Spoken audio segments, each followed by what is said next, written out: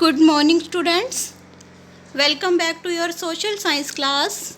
Today, we will start our next chapter of social science, chapter number 23, our rural governance.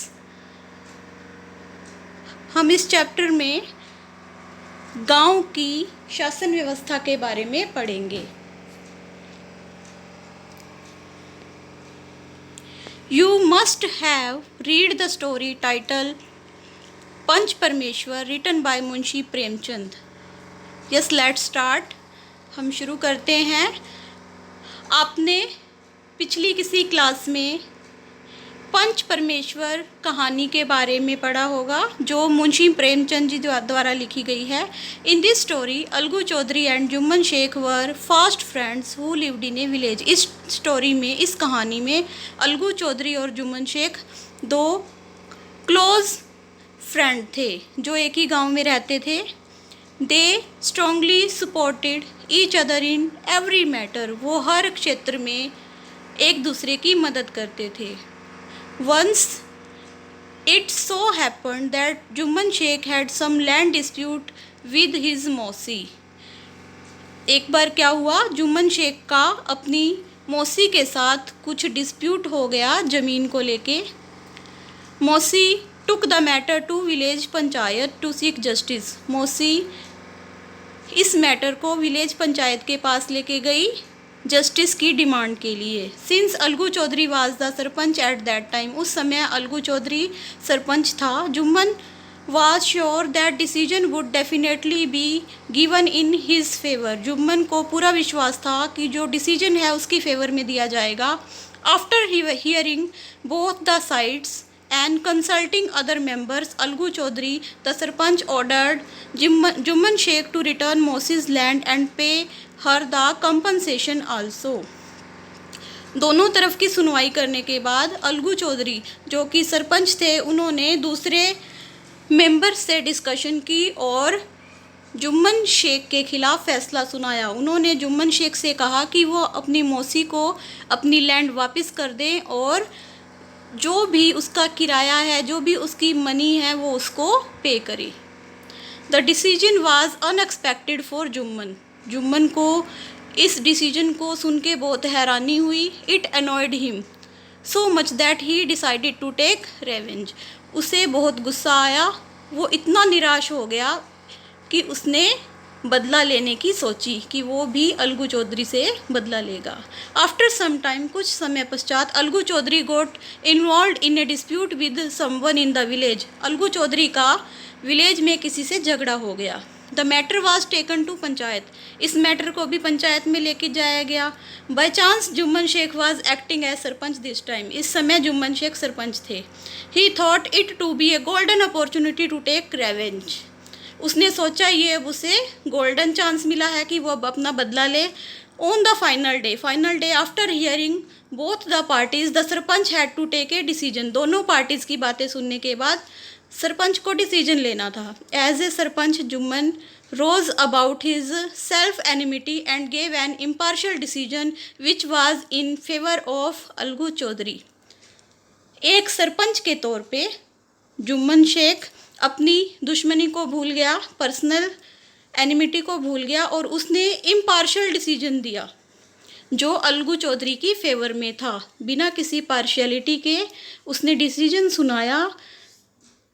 In olden days, पुराने time में, the decision of panchayat was considered to be supreme and could not be challenged. पुराने time में पंचायत के decision को भगवान का decision समझा जाता था. सुप्रीम पावर मतलब गॉड का डिसीजन समझा जाता था और उसको चेंज नहीं किया जाता था.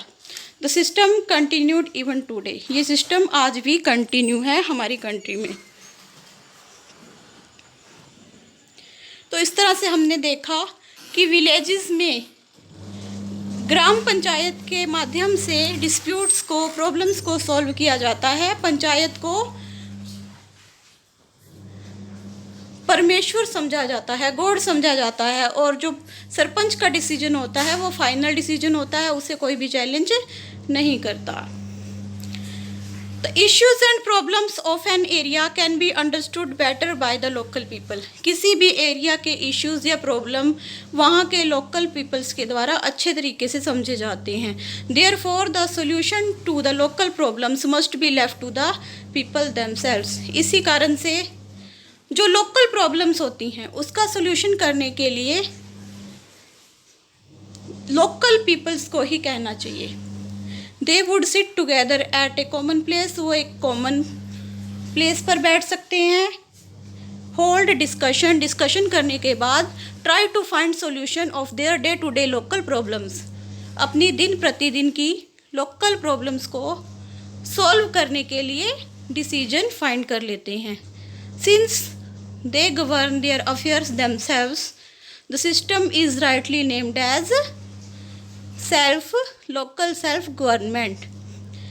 क्योंकि वो अपने खुद की प्रॉब्लम्स को खुद सॉल्व करते हैं, खुद के ऊपर खुद की गवर्नमेंट चलाते हैं, इसीलिए इस सिस्टम को सही कहा गया है local self government. In India there is a self governing body in every village और city to help and assist the people to meet their community needs. India में हर विलेज में, हर शहर में लोकल सेल्फ गवर्निंग बॉडीज़ होती हैं जो वहाँ के कॉमन लोगों की हेल्प करती हैं और उनकी कम्युनिटी की नीड्स को पूरा करने में हेल्प करती हैं. These self governing bodies consisted of elected representative of the people. इन सेल्फ गवर्निंग बॉडीज़ में पीपल्स के द्वारा चुने हुए लीडर्स होते हैं. The system gives an opportunity to the people to develop self reliance, initiative power of decision making and participation in democratic process of government. इस system ने लोगों को अवसर दिया है कि वो खुद की प्रॉब्लम्स को खुद सॉल्व करें, अपनी पावर को शो करें, डिसीजन मेकिंग की पावर को डेवलप करें, खुद की हेल्प वो खुद करें, अपनी प्रॉब्लम्स को समझें और उन्हें सॉल्व करने का प्रयत्न करें. The system also lessons the burden of state government. इस सिस्टम ने स्टेट गवर्नमेंट के बर्डन को कम कर दिया है. Let us study about the governance of rural India which comprises of more than 2,50,000 villages. अब हम इंडिया की रूरल गवर्नमेंट के बारे में पढ़ें क्योंकि इंडिया में मोर देन 2,50,000 विलेजेस हैं. Do you know gram panchayat is the oldest system of local self government in India. Gram panchayat India में लोकल सेल्फ गवर्नमेंट का सबसे पुराना सिस्टम है. The word panchayat means assembly. Word panchayat का मीन्स होता है असेंबली एंड आयत का मीन्स होता है 5.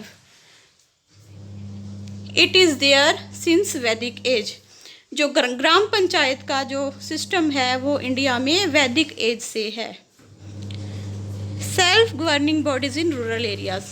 रूरल एरिया में बेटा 3 टायर सिस्टम होता है गवर्नमेंट का जिसे पंचायती राज सिस्टम कहते हैं. In rural areas there are 3 level of local self governing bodies. Rural India में लोकल सेल्फ गवर्निंग बॉडीज़ के 3 लेवल्स होते हैं. First one is Gram Panchayat at village level. Village level पर ग्राम पंचायत होती है. ब्लॉक समिति और Panchayat Samiti at block level. Third one is Zila Parishad और Zila Panchayat at the district level. This 3 tier system is called Panchayati Raj system. बेटा इन सब के बारे में डिटेल में हम नेक्स्ट वीडियो में पढ़ेंगे. इतने चैप्टर को आप अपनी बुक से रीड करो. Thank you. Have a nice day.